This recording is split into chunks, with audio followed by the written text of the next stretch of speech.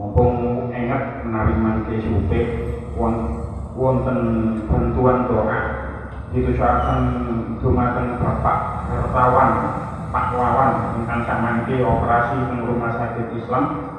Mugi-mugi Pak Wawan sedaya keluarga kang sakit dipun paringi saras kali Allah. Amin amin ya rabbal alamin. Ala hadiniya al-Fatihah.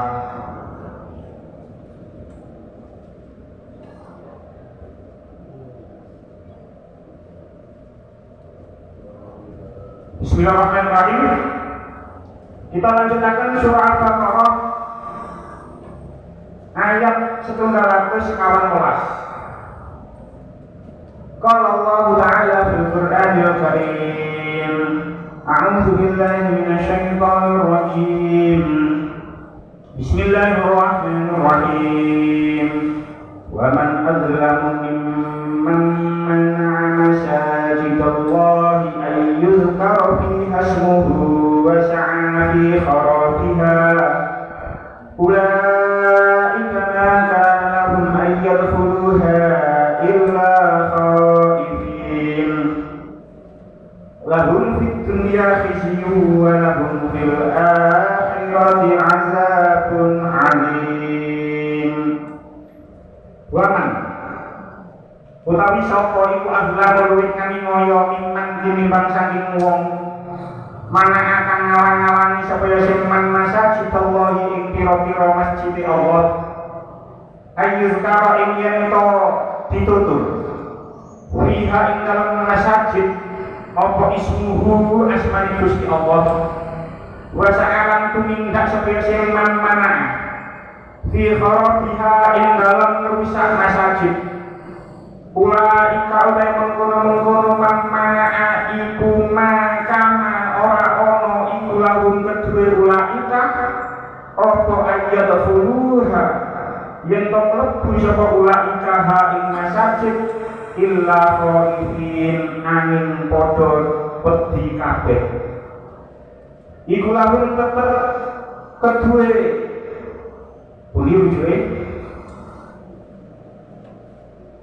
di ujung ini, kata, itu lagu itu terkedua dia mana yang tersimpan kepada ujung itu lagu terkedua mana di dunia ini dalam dunia apa khizyun ino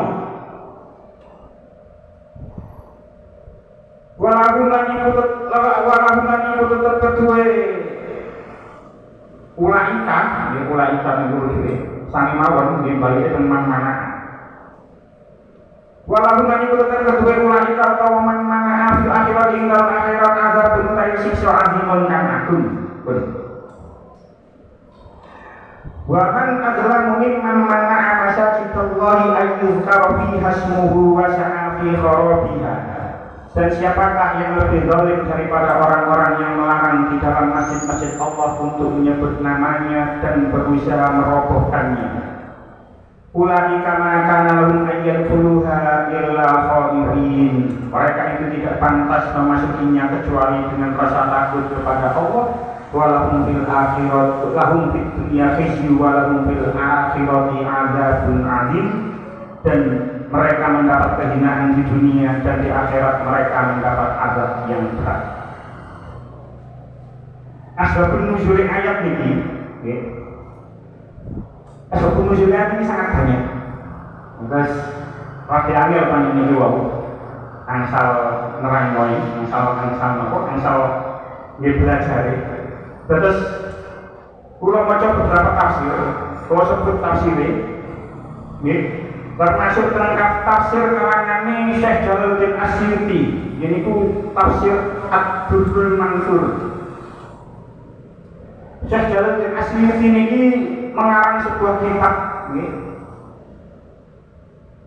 yang berisi tentang sebab-sebab turunnya ayat Al-Quran.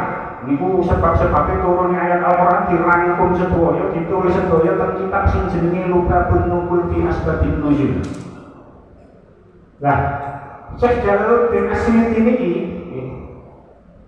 mungkin kita sampun masyhur dengan sebuah tafsir yang mempunyai nama tafsir Jalalain. Niku lek sing nate mondok pas insyaallah lek mondok rada suwe iki mesti tau ngaji tafsir Jalalain. Nah, tafsir Jalalain niku dari nalika cerita nonton mriki awalnya yang mengarang tafsir Jalalain itu seorang yang bernama Jalaluddin Al-Mahalli. Syekh Jalaluddin Al-Mahalli niku ngarang tafsir, niku aneh, kirangan yang apa ceritane. Ngarang ini ket surah Al-Kahfi. Itu surah Al-Kahfi ditulis ngantos surah An-Nas.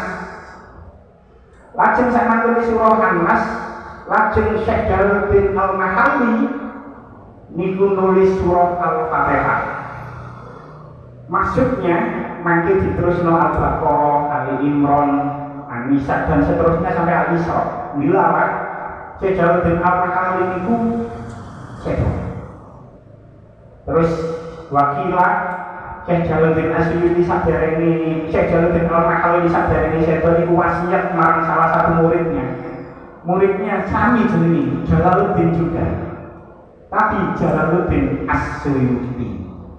Tapi wakilan yang menurut pendapat yang lain maneh Syekh Jalaluddin Al-Mahalli teko teng ngipine Syekh Jalaluddin Asyuyuti perintah supaya nerusno kitab tafsire teko surah Al-Baqarah sampai surah Al-Isra. Sehingga akhirnya tafsir yang belum selesai itu ditulis dilanjutnya oleh murid yang jenenge Syekh Jalaluddin Asyuyuti. Lalu jadilah tafsir Jalalain. Jalalain itu dua jalal. Jadi Jalalaini, jalal loro. Karena sing ngarang gurune Jalaluddin Al-Mahalli terus diterusno karo murid sing jenenge Syekh Jalaluddin Asyuyuti. Makanya ini penjenengan yang tahu ngaji Jalalain itu mesti waktu aneh. Fatihah itu nang buri. Jadi jangan tinggal Jalalain pertama lah mesti Al-Baqarah. Itu untuk membedakan bahwasanya sing ngarang Al-Baqarah sampai Al-Isra ini Syekh Jalaluddin Asyuyuti murid. Mungkin surah Al-Kahfi sampai Al-Fatihah sing buri dhewe itu Jalalain itu yang mengarang adalah gurunya Syekh Jalaluddin Al-Mahalli. Nah, penberiku, pencipta secara Syekh Jalaluddin Asyuyuti, asbabun nuzul ayat ini, kalau wajah, akhraja Ibnu Abi Hasan minat tariqil madhkur, ini dugi wafi'e minat tariqil Sa'id al-Ikrimah an Ibni Abbas.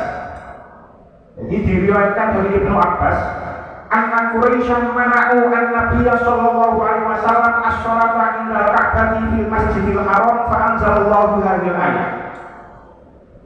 Sesungguhnya orang-orang Quraisy itu mencegah Kanjeng Nabi sholat di sekitar Ka'bah di dalam Masjidil Haram. Maka turunlah ayat ini.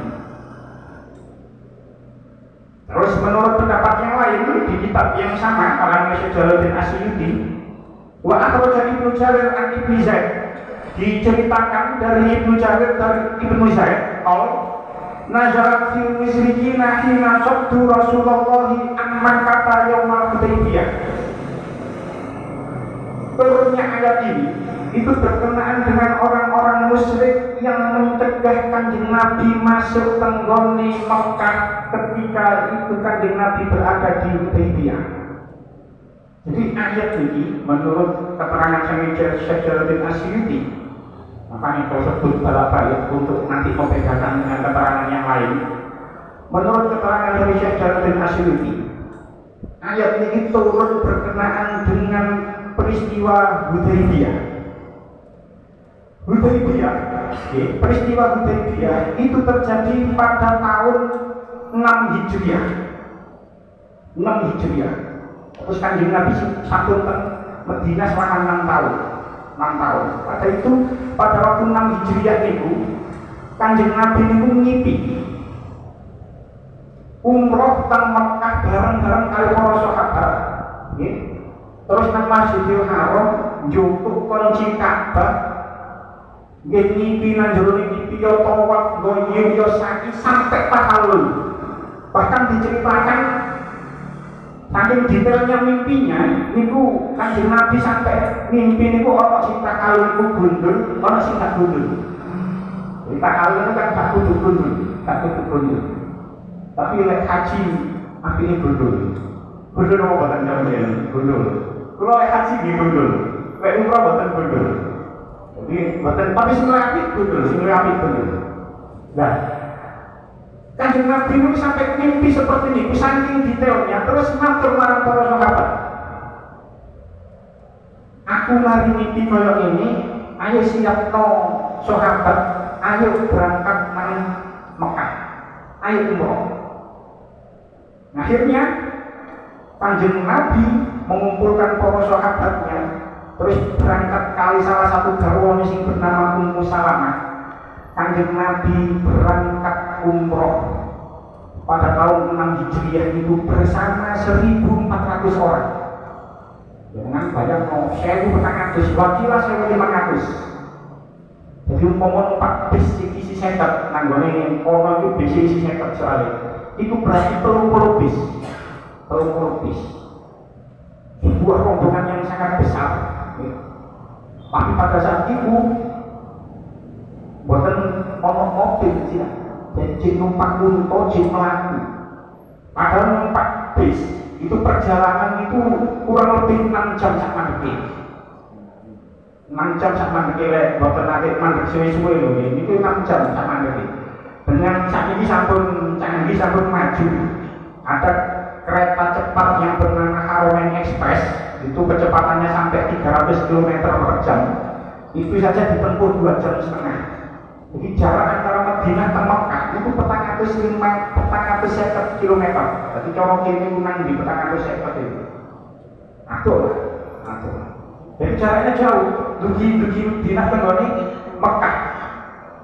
Nah, barang singkat cerita, wis teko Mekah, teko Hudaybiyah kali Mekah itu teko Hudaybiyah kan Masjidil Haram itu kurang lebih 1 kilo kini porong lah. Ini porong. Itu dicegah kali orang-orang musyrik Arab gak oleh mlebu Mekah, gak oleh mlebu Masjidil Haram. Singkat cerita akhirnya Nabi awalnya mengutus Sayyidina Umar awalnya, tapi Sayyidina Umar menolak karena kalau bukan gak bola atau mereka, jadi kan mengutus Sayyidina Utsman mawon. Akhirnya Sayyidina Utsman yang diutus kali Rasulullah untuk diplomasi dengan orang-orang musyrik Arab agar jamaah sahabat-sahabat Kanjeng Nabi yang sudah 1.500 orang berkumpul di Hudaybiyah agar diizinkan masuk ke Masjidil Haram untuk melakukan umroh. Diutus Sayyidina Utsman dari pimpinan kafir Quraisy. Dikongkon matur, dikongkon ngomong, kita ini tidak bertujuan perang, kita hanya bertujuan umroh. Maka kali orang kafir Quraisy boten ngangsal masuk. Karena Sayyidina Utsman tenggone diplomasi niku boten mulai-mulai. Kok suwe Sayyidina Utsman tidak mulai-mulai? Memang nggih wakilah ditawan. Kok gak mulai-mulai sehingga terdengarlah cerita, terhembuslah isu kalau Sayyidina Utsman ini dibunuh. Jadi saking suwe Sayyidina Utsman diplomasi kok gak suwe-suwe, tidak disebutkan berapa hari memang tentang kitab. Tapi terhembuslah isu kalau Sayyidina Utsman ini dibunuh. Akhirnya Kanjeng Nabi mengumpulkan semua sahabatnya dibaiat kali Kanjeng Nabi. Kok kabeh sahabatnya gelem baiat, kecuali satu orang ini munafik jenenge Jad bin Qais. Sampai Kanjeng Nabi matur, menurut kita dikatakan la nabraha hatta najizal qaum. Kita tidak akan beranjak dari sini sampai kita memerangi mereka. Tapi Sayyidina Utsman isunya sudah dibunuh. Kabeh sahabat sampun baiat kecuali satu orang itu mana. Terus Sayyidina Utsman karena tidak balik-balik, terus Kanjeng Nabi itu nyepeng astone piyambak. Terus Kanjeng Nabi matur hadhihi an Utsman. Ini baiatnya Utsman. Peristiwa itu dikenal dengan baiat Ar-Ridwan. Dilarang sak mantune sedaya wis baiat. Sayyidina Utsman itu balik. Ternyata gak mati. Akhirnya balik, terus akhirnya Sayyidina Utsman juga ikut baiat juga. Terus akhirnya diutuslah diplomasi mana? Terjadilah perjanjian Hudaybiyah. Orang-orang kafir Quraisy mengutus bapaknya diplomatnya yang bernama Suhail bin Amr. Suhail bin Amr itu kerennya luar biasa, tapi meneh-meneh itu akhir masuk Islam. Jadi kita itu tidak tahu memusuhi Islam. Siapa kan besoknya bakal masuk Islam seperti Suhail bin Amr, Khalid bin Walid. Itu awal-awalnya memusuhi Islam. Terus Kanjeng Nabi bertemu Sayyidina Ali. Terus Sayyidina Ali. Terus terjadilah perjanjian Hudaybiyah yang mana isinya itu dinilai merugikan orang Islam. Isi perjanjian Hudaybiyah itu dinilai oleh sebagian sahabat itu merugikan orang Islam karena apa? Salah satu poin perjanjian Hudaybiyah itu orang-orang Islam, kaum Islam disuruh balik maneh nanggone Madinah. Mau penjenengan boten kecewa berangkat ke Madinah melaku sekian hari 450 km teko Hudaybiyah tak oleh mlebu dikon balik maneh nanggone Madinah. Niku terus salah satu poinnya tahun berikutnya sulit umroh oleh umroh mana tapi cuma 3 hari. Oleh umroh mana cuma 3 hari. Jadi akhirnya apa? Akhirnya pasukan Islam itu balik ke Madinah. Sebagian sahabat kecewa, tapi bukan wani matur ke Rasulullah. Sing protes ini Sayyidina Umar ini luar biasa. Sayyidina Umar ini menyerah nopo gitu. Logikanya itu kuat. Makanya ceritanya yang masyhur itu Sayyidina Umar itu sajane gak dulu ngambung Hajar Aswad. Pakai ngomong sakjane ngambung Hajar Aswad itu ngomongin Sayyidina Umar itu. Tua tuh jauh ngomong Kanjeng Nabi gak tau ngambung awak, gak bakal ngambung awakmu. Itu saking logikanya Sayyidina Umar itu sangat kuat. Tapi misalnya aku ngomong yang ini Sayyidina Umar itu bukan mantan protes nang Kanjeng Nabi, tapi ngomongin orang Sayyidina Abu Bakar. Jadi Kanjeng Nabi ku ngipi umroh kok apa dhewe gak sida umroh iki opo Kanjeng Nabi. Sampai Sayyidina Umar ngomong tentang Sayyidina Abu Bakar. Tapi Sayyidina Abu Bakar juga luar biasa. Sayyidina Abu Bakar jawab, Kanjeng Nabi ku Rasulullah. Kanjeng Nabi wis matur ngono, ya wis. Tapi kan di dalam mimpi Kanjeng Nabi tidak disebutkan kapan umroh itu akan terjadi. Harus tahun ini kan, bisa jadi tahun depan kan. Akhirnya nopo? Akhirnya Sayyidina Umar menerima. Terus akhirnya terjadilah umroh untuk 1 tahun berikutnya. Jadi ketika poin perjanjian Hudaybiyah itu eyel-eyelane gak karu-karuan.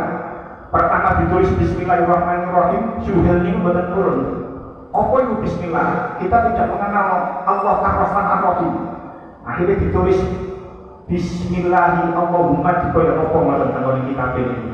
Terus ditulis bagaimana perjanjian pihak pertama ini, pihak kedua ini, cara ini ngono. Pihak umat Islam diwakili Muhammad Rasulullah tulisannya. Suhel betul turun ditulis Rasulullah. Lah Sayyidina Ali itu badan pun nyolek Rasulullah. Akhirnya sing nyolek Rasulullah itu Rasulullah biasa. Jadi makanya ini ada yang berpendapat Kanjeng Nabi itu pada akhirnya sudah bisa membaca. Pendapat ini mana? Sebab ketika perjanjian Hudaybiyah ini sing nyolek kata Rasulullah itu Kanjeng Nabi diambil. Tapi ini bisa saja, apa? Sayyidina Ali sing dudunan dengan sing colek sing mriki lho Sayyidina Kanjeng Nabi bisa jadi seperti itu, tapi ada yang berpendapat seperti itu. Pada akhirnya nanti Kanjeng Nabi itu sangat kocok. Karena ketika perjanjian Hudaybiyah yang mencoret lafaz Rasulullah di dalam teks perjanjian Hudaybiyah itu Rasulullah yang pertama Sayyidina Ali bertempur. Akhirnya dilakukanlah proses perjanjian Hudaybiyah, terus perjanjian Hudaybiyah diteken sehingga Kanjeng Nabi beserta para sahabat balik nanggone Madinah. 1 tahun setelah peristiwa itu Kanjeng Nabi balik maneh dengan 2.000 orang. 2.000 orang itu tidak termasuk wanita dan anak-anak. Jadi awalnya berangkat 1.400 atau 1.500 berangkat, tapi gak sido karena ditahan nang Hudaybiyah balik nanggone Madinah. Mantun wis setahun berikutnya tahun 7 Hijriah Kanjeng Nabi berangkat beserta 2.000 para sahabatnya. Dan ketika itu berangkat Madinah itu lagi diserang penyakit demam. Madinah diserang penyakit demam. Orang-orang Mekah tahu ya kalau Madinah ini usine wong dering, wong loro kabeh. Akhirnya apa? Karena orang-orang dari Madinah ini duji di tenggone Mekah, kabeh tawaf, kabeh umroh. Itu orang-orang kafir Quraisy niku ningali saking bukit. Jadi kan biyen Mekah itu berada di lembah. bukan Mekah, Ka'bah, Masjidil Haram itu berada di lembah, dikelilingi gunung-gunung. Saya gunung-gunung itu dikelilingi kabeh, dikelilingi gedung-gedung. Karena Ka'bah itu berada di lembah, berada di lembah kan nisor, memang cekungan nisor, sehingga ketika para sahabat 2000 sahabat datang dan sudah terdengar kalau orang-orang Madinah di Madinah itu terserang penyakit demam, orang-orang kafir Quraisy niku padha delok tekuk bukit, delok teko ndukur, ayo didelok orang-orang wong-wong Islam iki sing lemah-lemah ini. Karena dia habis melakukan perjalanan jauh terus terserang penyakit demam. Karena Rasulullah niku semerat lek ditinggali dengan orang-orang kafir padha ndelok nang ndukur bukit, sehingga Rasulullah memerintahkan kepada para sahabatnya untuk berlari-lari kecil pada 3 putaran pertama. Jadi makanya itu menjadikan sunnah. Jadi sajane tawaf ketika 3 kali putaran pertama niku lari-lari kecil, kecuali kita ke rukun Yamani sampai Hajar Aswad itu berjalan. Baru ke Hajar Aswad muter sampai rukun Yamani lari-lari kecil. Itu dilakukan 3 putaran pertama.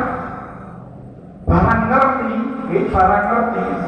ternyata orang-orang Islam masih kuat-kuat kabeh. Memang Kanjeng Nabi memerintahkan para sahabat untuk melakukan lari-lari kecil itu untuk menunjukkan bahwa kaum Islam ini tidak lemah, mempunyai kekuatan fisik yang kuat.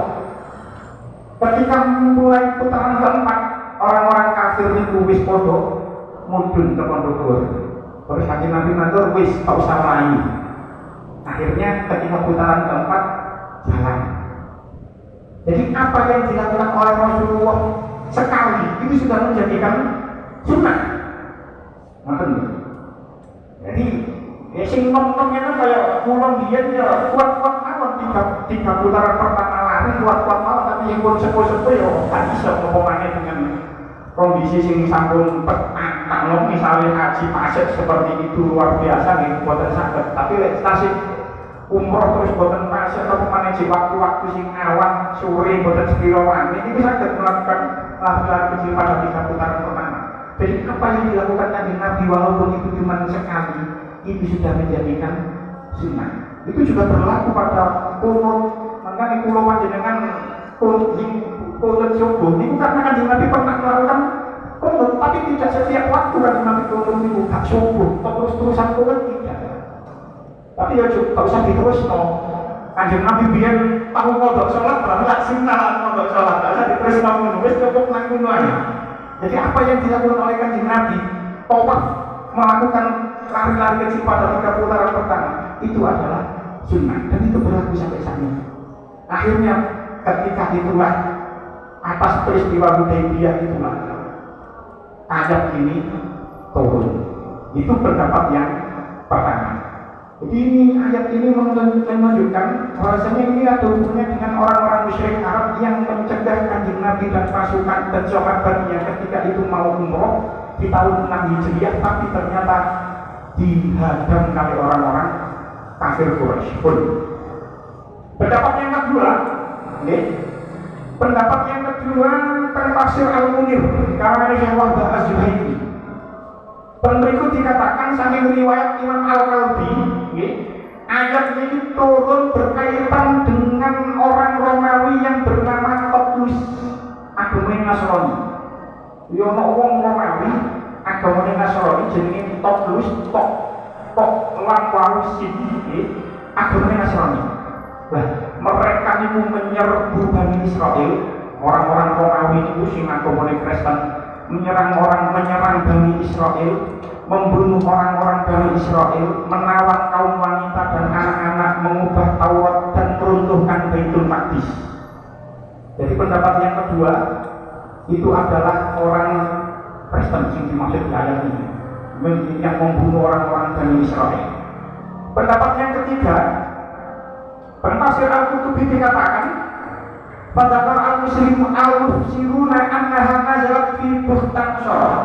Pendapat yang ketiga, ayat ini berturun berkenaan dengan seorang raja dari daerah Irak, seorang raja dari Babil yang bernama Bukhtansor. Raja niki agamane Majusi, nyembah api, nyembah geni.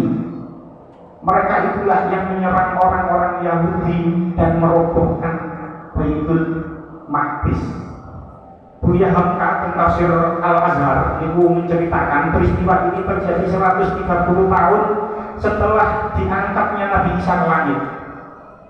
Jadi konflik tenggone Baitul Maqdis itu sudah terjadi ribuan tahun yang lalu, bahkan sejak 130 tahun setelah diangkatnya Nabi Isa sudah ada konflik antara Yahudi dan Nasrani. Ono Islam teko, konflik tiga agama terjadi sampai saat ini. Mungkin insya Allah akan ceritanya kelanjutannya. Karena banyaknya riwayat asbabun nuzul, sehingga ulama berbeda pendapat siapa ulaika di ayat ini. Kemudian dikatakan ulaika maka lahum ayyadkhuluha illa khaifin. Karena banyaknya riwayat asbabun nuzul, maka ulama juga berpendapat banyak tentang siapa ulaika di ayat ini. Enten sing berpendapat bukan Nasrani mana, ono sing berpendapat orang Nasrani, ono sing berpendapat mriki mentafsir Al-Qurtubi menurut Ibnu Abbas An-Nasara, menurut Qatadah ulaika aqdallah An-Nasara. Menurut pendapat yang lain itu adalah orang-orang musyrik Arab yang mencegah Kanjeng Nabi masuk Masjidil Haram, dan itu terjadi pada tahun Hudaybiyah. Tapi menurut pendapat yang lain, al-muradu man mana'a kulla masjidin ila yaumil qiyamah. Jadi yang dimaksudkan ayat ini menurut pendapat yang lain, siapa saja yang mencegah manusia masuk ke dalam masjid sampai hari kiamat. Nah, siapapun ulaika, karena memang banyak sekali pendapat. Sing menarik temriki, Gusti Allah temriki menggunakan redaksi lafaz masajid. Masjid itu adalah bentuk jamak dari lafaz masjid. Jadi masjid itu adalah jamak taksir dari masjid. Masjidani, masjid. Mengapa kok Allah menggunakan redaksi lafaz jamak? Kok tidak mufrad? Padahal sing dimaksud masjidnya namun siji. Kalau menggunakan pendapat sing ulaika kafir Quraisy, berarti sing dimaksud adalah Masjidil Haram. Tapi lek sing dimaksud orang-orang Baitul Maqdis, orang-orang Nasrani atau orang Majusi sing menyerang Baitul Maqdis itu kan berarti yang dimaksud masjid memiliki adalah Baitul Maqdis. Baitul Maqdis. Kenapa kok Allah menggunakan redaksi jamak kok tidak mufrad, padahal yang dimaksud itu cuma satu? Bisa Masjidil Haram, bisa Masjidil Aqsa. Bisa Masjidil Aqsa. Dalam hal ini masih Baitul Maqdis, karena pada saat itu Masjidil Aqsa dari wonten. Masjidil Aqsa penggone tafsir As-Sawi dikatakan walam yasal kadzalika hatta banahu al-muslimuna fi khilafati Umar bin Khattab. Jadi Masjidil Aqsa itu baru dibangun ketika zamannya Khalifah Umar bin Khattab. Jadi sebenarnya Baitul Maqdis itu adalah kawasan. Jadi ketika Nabi Isra Mi'raj itu minal Masjidil Haram ilal Masjidil Aqsa, bangunan Masjidil Aqsa sampai saat ini wonten. Jadi jenenge Masjidil Aqsa itu ya kawasan. Kawasan itu Masjidil Aqsa. Bentuk masjid. Bentuk masjid. Karena saat itu belum dibangun masjidnya. Yo Baitul Maqdis itu kawasan kanggone kumu wis termasuk masjid. Karena tempat sujud itu adalah masjid. Nah, Kanjeng Nabi, Gusti Allah memiliki menggunakan redaksi jamak, padahal yang dimaksud adalah satu. Itu karena lek dimaknani Masjidil Haram, itu karena di dalam Masjidil Haram itu wonten Ka'bah, dan sholat di dalam Masjidil Haram itu nilainya lebih besar daripada sholat di masjid yang lain. Sholat nanggone Masjidil Haram dibandingno nanggone sholat nang Masjid Ar-Raudhah ini nilainya siji banding ana sing kudu sing mulai Masjidil Haram 1 100.000. 100.000 Masjidil Haram. Di dalam Masjidil Haram wonten Ka'bah dan nilai sholat di sana dengan masjid yang lain bandingannya 1:100.000. Dengan sholat tahajud nang kene 100.000, nang kene mek 1 Pak. Jadi luar biasa. Tapi yo ojo duwe prinsip aku wis tau tahajud nang kono gak tahajud maneh wis ya ojo. Aku tau tahajud nang kono wis tau duha nang kono wis 100.000 punjul wis gak tau tahajud maneh gak lawane ya ojo, yo salah ngene. Jadi perbandingan dengan perbandingan sahabat Jabir bin Abdullah, riwayat dari Jabir bin Abdullah, Nabi sallallahu alaihi wasallam sholatun fi masjidi hadza afdalun min alfi sholatin fi ma siwahu. Sholat nang masjid kuwi sing dimaksud masjid kuwi adalah Masjid Nabawi. Lek Masjid Nabawi iku afdal min alfi sholatin fi ma siwahu. Lebih utama daripada 1000 sholat di masjid yang lain. Jadi bandingannya lek Masjid Nabawi siji banding 1000. Lek illal Masjidil Haram wa sholatun fil Masjidil Haram afdalu min mi'ati alfi sholatin fi ma siwahu. Kecuali di Masjidil Haram, karena sholat di Masjidil Haram itu lebih utama daripada 100.000 sholat di lain Masjidil Haram. Jadi lek nang Masjidil Haram sholat siji bandingannya ambek nang gone masjid liya 100.000, lek Masjid Nabawi siji banding 1000. Itu lek maksud ayat ini, masjid di ayat ini adalah Masjidil Haram.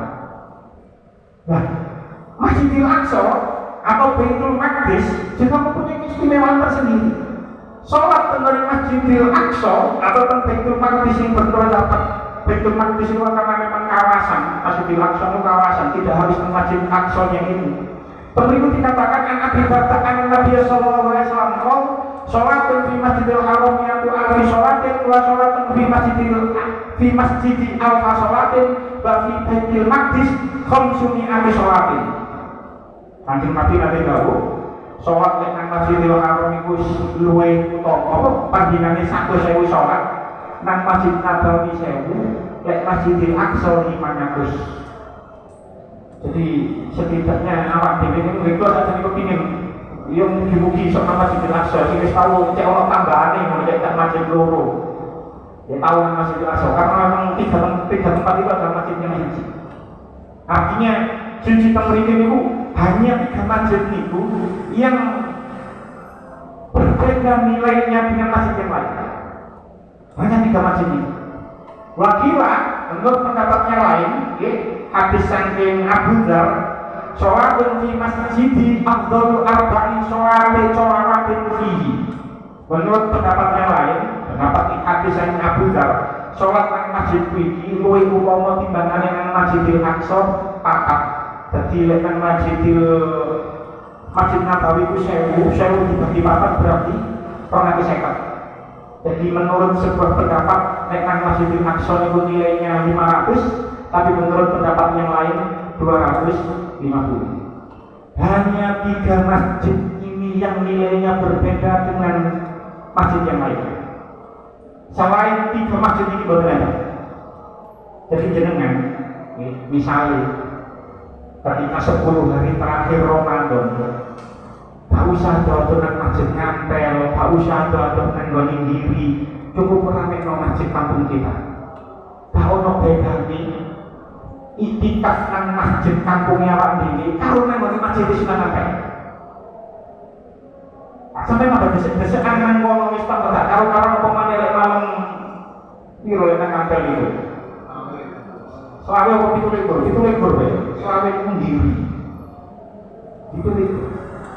Kamu sadar teman, tidak ada bedanya masjid di sana dengan masjid di sini. Maksudnya masjid Masjid Al-Akbar, masjid tidak ada bedanya. Hanya 3 masjid ini yang mempunyai nilai berbeda: Masjidil Haram, Masjid Nabawi, dan Masjidil Aqsa. Kita lanjut lagi. Ulaika makan ayat khuluha illa khaifin. Karena memang ulama berbeda pendapat. karena memang ulama berbeda pendapat tentang ayat asbabun nuzul ini, maka diulangikan tentang ayat ini ulama beda pendapat. Tentafsir At-Tabari dikatakan sing dimaksud ulama itu adalah orang-orang Nasrani, karena memang ada asbabun nuzul yang berkaitan dengan orang Nasrani. Jadi wong-wong Nasrani niku gak wani mlebu Baitul Maqdis. Mereka masuk Baitul Maqdis itu dalam keadaan takut. Lek sampai keponakan ada orang-orang Yahudi, orang-orang Nasrani itu tadi akan dihukum oleh orang-orang Yahudi. Dan memang kawasan Baitul Maqdis itu sampai saat ini menjadi kawasan suci tiga agama. Kalau wong Yahudi, Baitul Maqdis itu adalah tempat yang suci karena penghuniku ada tembok ratapan. Bagi orang Nasrani juga ada tempat yang suci karena di situ lahirnya Yesus Kristus. Bagi orang Islam itu adalah tempat yang suci karena di situ kanjeng Nabi Mi'raj. Dari itu kanjeng Nabi Mi'raj. Kanjeng Nabi tahu diberangkatkan dari Masjidil Haram ke Masjidil Aqsa. Jadi memang tiga agama itu, agama Islam, agama Nasrani, agama Yahudi, itu semua mempunyai sejarah di Baitul Maqdis. Dan itu sudah terjadi konflik sejak ribuan tahun yang lalu. Jadi sampai saat ini kalau Baitul Maqdis tetap ono konflik, ojo kaget. Sebab dari dulu memang seperti itu.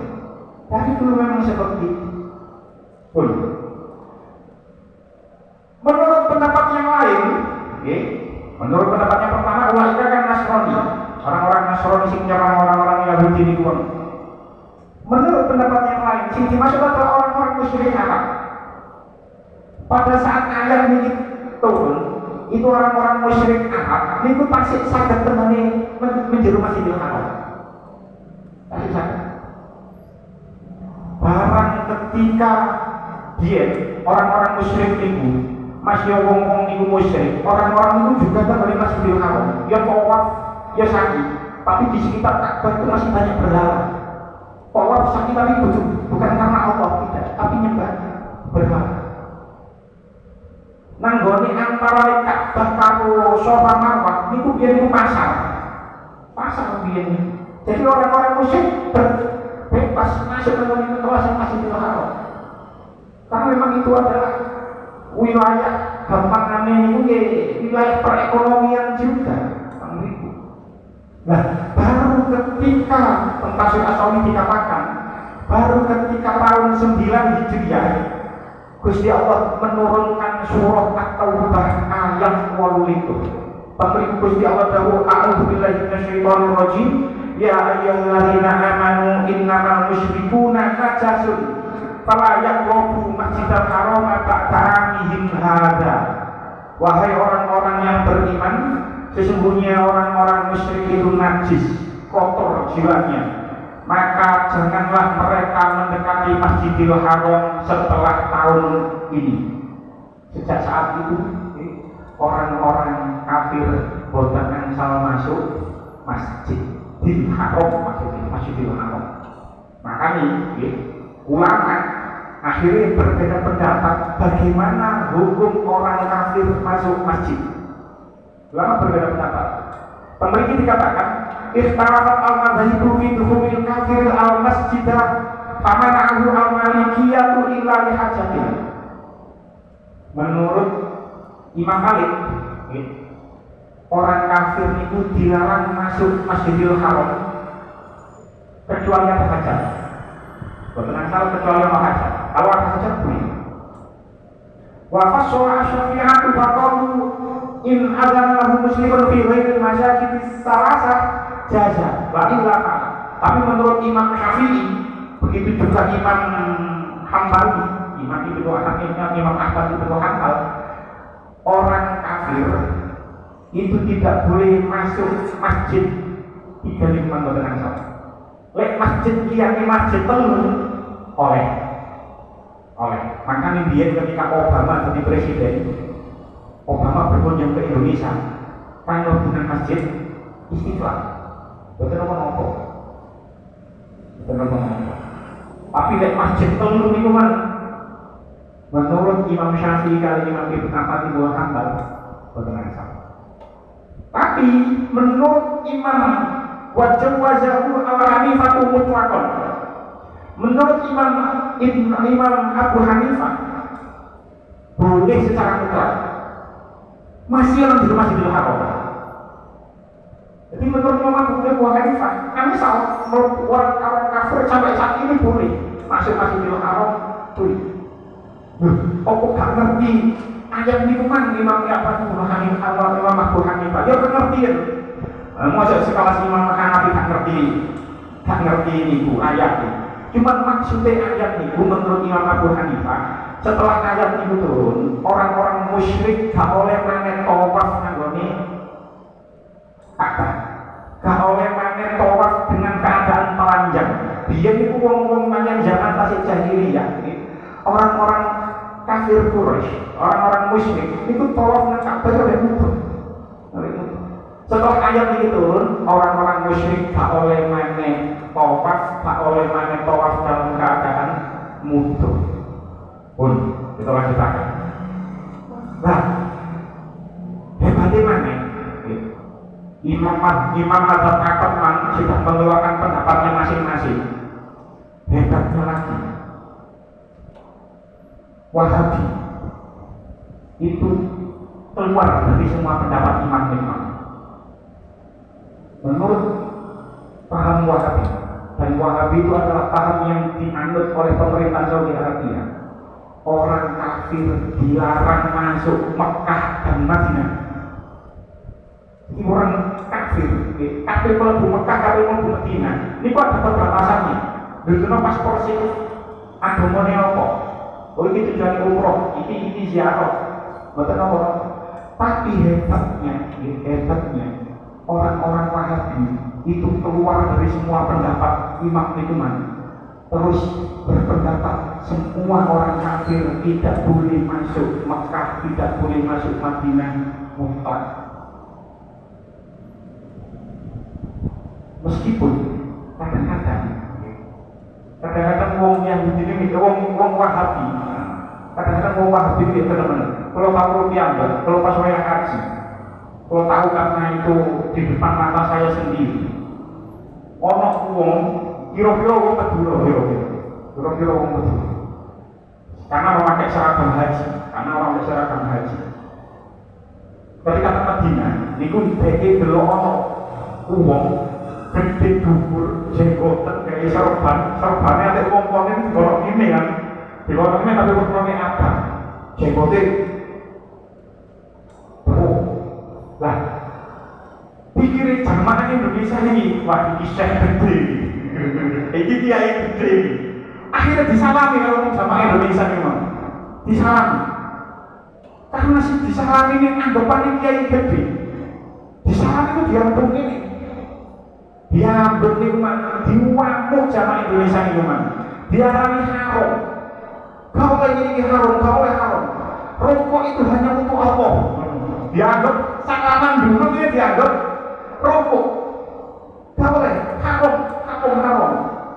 Rokok hanya untuk Allah. Bahasa Indonesia itu bahasa Indonesia. Kalau yang ngerti lah bahasa Arab dari ngomong ngamuk-ngamuk ini bahasa Arab. Kalau paham, rokok itu hanya untuk Allah. Tidak boleh manusia rokok sesama manusia. Musyrik. Nanti ngomong Arab. Ya seperti itu. Ini memangnya wah berikan karya teman-teman. Wong Arab itu nang kono gak sawah. Nek dhek ngerti wong nang berpani rokok kabeh. Ya wong kafir itu wong petani kafir kabeh, musyrik kabeh soal rokok. Wong nang berpani rokok dulu kabeh rokok kabeh. Gak oleh jadi wong Yahudi wong Wahabi kuwi. Jadi kadang-kadang nggih teman-teman kadang-kadang orang Wahabi. Tapi hebatnya itu keluar dari semua itu tadi, semua pendapat ulama itu. Semua orang kafir, semua orang yang tidak beragama Islam haram masuk Mekah, haram masuk Madinah, dan itu terjadi sampai saat ini.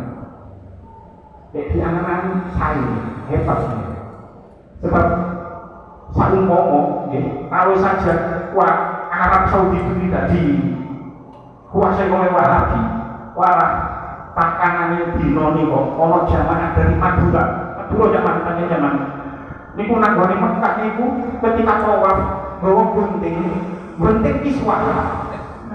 Zaman tahu guru menawa boten jamaah haji Indonesia menggunting iswa. Zaman balik berita ya Allah. Apa Madura itu? Nah, niyo lek duduk sing joget duduk tentara, duduk orang yang bertahankan Wahabi. Temenan niku kain iswa niku gak foto niku. Dikai jimat kabeh diketoki kabeh ambek wong. Lek lawan dhewe kira-kira lho ya, dijupuk terus didadekno jimat. Tapi alhamdulillah iki pasti enten hikmah ya. Pasti enten hikmah. Lah, bagaimana teng masjid? Bagaimana teng masjid? Maka nek kula nyuwun papan iki mang.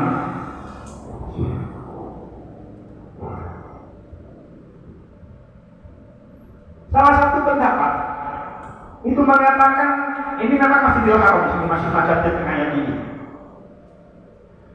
Terus yang dimaksud Masjidil Haram itu apa? Apa yang berpendapat? Yang dimaksud Masjidil Haram itu yang masjid itu. Masjid itu. Enten sing berpendapat yang dimaksud Masjidil Haram itu bukan masjidnya saja, tapi semua tanah haram.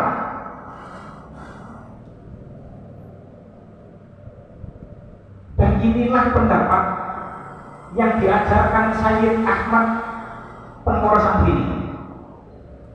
Pas haji ini kalau sholat dengan Sayyid Ahmad kan boten. Bisa membuka cara sholat boten. Boten. Biasa.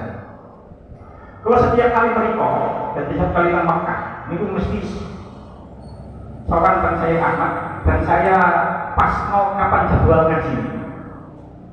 Kalau pas kapan jadwal ngaji ini karena saya punya teman teng merikok, saya ngaji di Nowo jam piro, aku tak ngerono. Jadi cek tahu melok ngaji nih, wis cek yo nek wis pokoknya wis tahu melok ngaji ngawong wis berarti tak guruku lah. Walaupun seorang guru karena orangnya menganggap saya murid ya, tapi pokoknya kalau tahu mau guru ngawong nih, saya Ahmad. Jadi setiap kali kalau merikok, itu protes no saya pas wajai ngaos, cek dianggap murid. Nah, saya itu mengajarkan kepada santri-santrinya.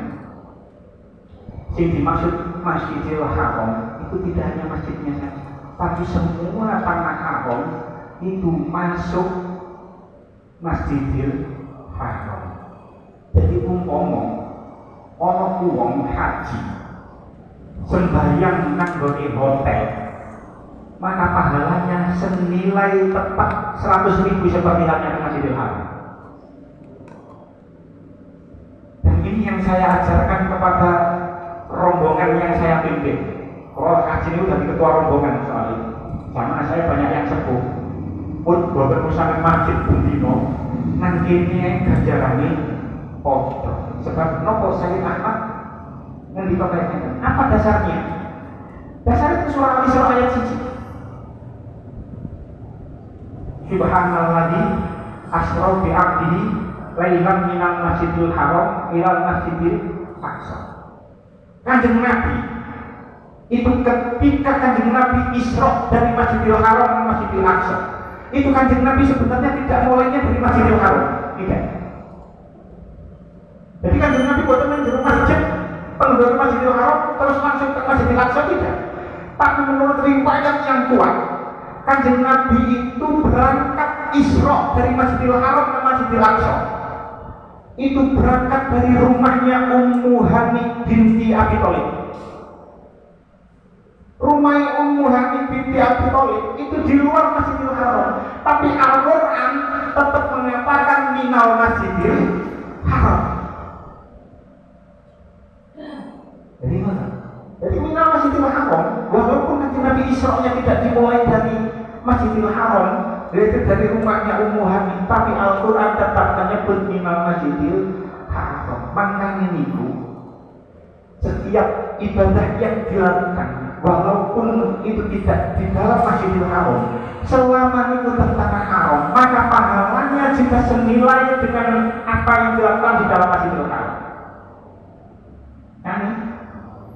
Dia mesti umroh, dia mesti umroh. Itu dia kalau mau umroh itu keluar saking tanah haram. Jadi makanya kalau nyuwun nopo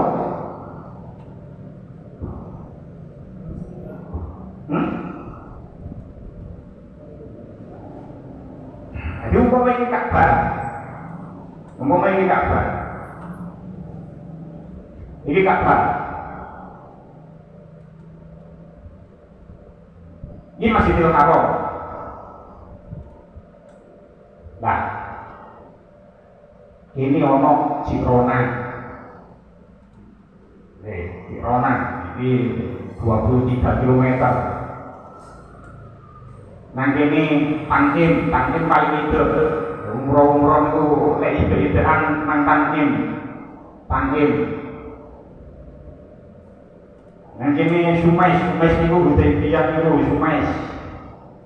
Masjid Sumais Hudaybiyah itu ke 25-27 km. Lek sing teko padha maneh dugi Medina lek gelombang siji Bir Ali, waduh 450 km.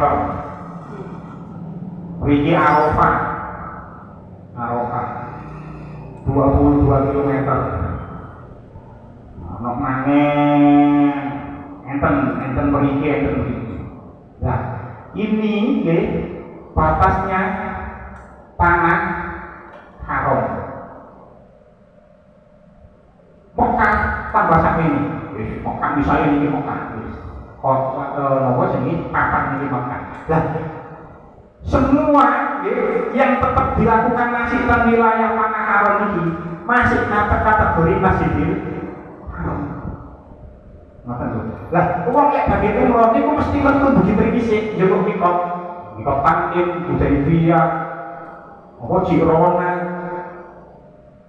Padahal sih metu tetep tanah haram sik, marno niat tapi umroh marno berangkat.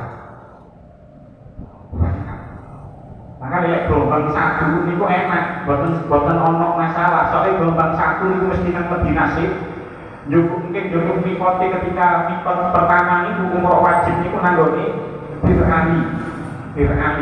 Ali saja yo gak Bikrun Ali cuman kangelan mungkin Bir Ali ngono iki Hulaifah.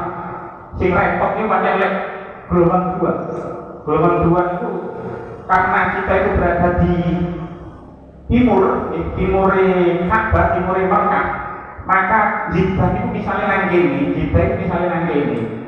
kita niku niki ya wong-wong. Jadi nek pikon Jeddah niku ngeten sik ngliwati mikot sik. Dadi mangkane sakniki nggih gawe kae mikot nang dhuwur pesawat misalnya. Nang dhuwur pesawat. Biar ini jadi masalah ketika tahun-tahun 2010-an itu kiai-kiai pasti beda pendapat. Ono sing hak popo mikot nanggoni Jeddah. Jadi nang bandara baru ganti Ihram. Tapi kata sing nggone yawan itu kira-kira kilo. Jadi ketika mau masuk tanah haram itu diniku biyen niku. Ini kita mau masuk tanah haram monggo gantos kain ihram. Lah niki dadi masalah sing belum kedua. Saiki wis diwajibkan teko pundi begi Sukolilo malah niki. Mun begi Sukolilo niku repot niku lek niku. Repot yo suci niku. Jadi saya itu saat ini seberapa jam kan boleh dhuwur pesawat terus kayak sesuci nang dhuwur pesawat itu nggih. Jadi makanya kalau ini insyaallah pesen Pak Kongkon gowo kain mikrofone BI. Soalnya sesuci nang dhuwur pesawat itu angel gak karu-karuan. Sementara umroh kan kudu suci. Umroh ketika melakukan umroh ketika tawaf ketika sa'i itu kan harus suci pakaiannya. Dan sementara nang dhuwur pesawat sebelum naik pesawat itu sudah disuruh memakai kain ihram sing gelombang 2. Maka di sini enak ini ada ini gelombang pertama. Pun, nah, Wahabi keluar dari itu semua. Jadi tak mana haram kita tidak. Semua Mekah dan semua Madinah orang kafir tidak boleh masuk. Kulo yang nangen, is pastilah wonten hikmah. Kenapa kok Allah menaruh Wahabi sekarang ini itu menjadi penguasa tenggoni Saudi Arabia. Saumpama mawon sampai setuju, betul nopo gak setuju nih betul nopo. Saumpama mawon sing nyekel Masjidil Haram, Masjid Aqsa hukum koyo awak-awakan dhewe ngene iki. Teman nang jero masjid itu terbangan ae kok akhire. Setuju apa gak istibano? Temenan. Terbangan ae kok. Kita itu dengan Wahabi itu berbeda 180 derajat. Yang kita anggap ibadah itu justru dicegah kali mereka. Mereka mencegah itu menganggap itu ibadah. Ya wong misalnya ziarah nang makam terus wiritan nang ngarepe kuburan kan menurut kita itu ibadah. Menurut mereka nggak boleh, dicegah haram, gak boleh sih. Dia itu ya ibadah, mencegah seseorang melakukan ibadah. Teman saya ngomong sing nguasai Masjidil Haram, Masjid Nabawi ini orang-orang sing oyok nagoni ziarah, wisata ziarah nagoni awak dhewe. Teman setiap jeding ono kota amal itu. Tarik mari ngono. Buktine nagoni ngono? Nagoni masjid iki iso dibenjokan dikongkon keliling ngene, mari ngono. Nang kono Betul teman-teman, lo tahu dititipi duit, terus kalau titip jangan lo bodoh kotak amal di masjid. Paling belum tahu krono ya bapak lo. Kalau mau orang ini, coba kalau kita sih nyekel, paling kotak amal nang di ono mari. Pojok kono. Untungnya, ini sangat setuju, terserah buat setuju terserah tapi ini pandangan pribadi pulau. Allah tidak. Wis pastilah Allah hikmah. Allah menaruh Wahabi dan mereka menjadi penguasa. Pasti Allah hikmah. Seandainya kita di golongan-golongan yang apa dia sing nyekel, wis tambah gak karu-karuan. Kira-kira lho. Wis ono terbangan terus kembang-kembang nang ndi. Wis gak karu-karuan kok aja wis tambah pengganggu kekusukan. Wis mending koyo ngene iki wis. Jadi di satu sisi walaupun Wahabi niku kadang-kadang bener-bener tapi di satu sisi seperti kayak ini itu lebih baik. Orang kafir dilarang masuk Mekah, dilarang masuk Madinah secara mutlak. Ayat terakhir lahum fid dunya khizyun. Lahum fid dunya khizyun. Mereka mendapatkan kehinaan di dunia. Yang dimaksud yang dimaksud itu orang-orang ulaika, yang dimaksud ini adalah orang-orang kafir Quraisy.